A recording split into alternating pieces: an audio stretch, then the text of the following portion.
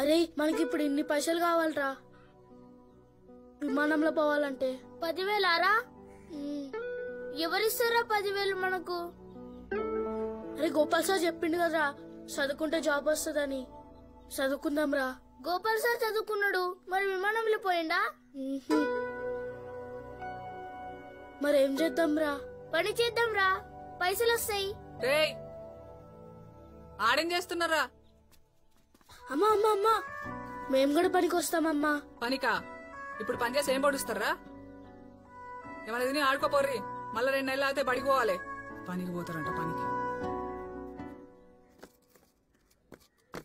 అన్నా మాకేమైనా పని ఉందా? అరే బుడ్డగా లేకున్నారు, మీరేం పని చేస్తారా? ఏ పనైనా చేస్తాం 10,000 ఇస్తే. 10,000 ఇస్తానా? అరే రోజుకు చెరకు రూపాయి ఇస్తా, ఐటికెళ్ళని జమాయించాలి. జమాయిస్తారా? చెరొక రూపాయి అంటే 10,000 కానికి ఎన్ని రోజులు అవుతుందన్నా?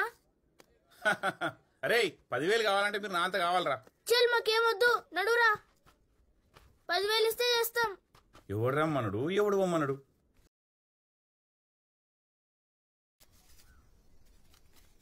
అరే ఏం చేద్దాం రా, ఇంత కష్టపడి 10,000 అయితే లేదు. ఏమోరా ఏం అర్థమైతలేదు. అరే మీకోసం చెప్తున్నారా? పని కావాలంటారుగా. ఇద్దరికి చెరొక్క 500, నెలకు 1000 రూపాయలు. పని చేస్తారా? ఏం పని అన్నా? పక్కూర్లా అమ్మ దోసుగాడు దాబెట్టిండు. 10,000 అన్నారు గారా అని ఆయన పైసలు ఓడియర్రా. 10 నెలలు కష్టపడితే 10,000 అవుతాయి.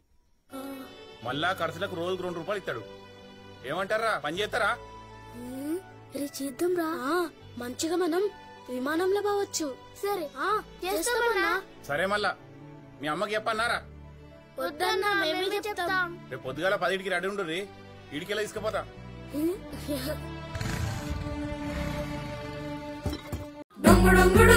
నాలోకి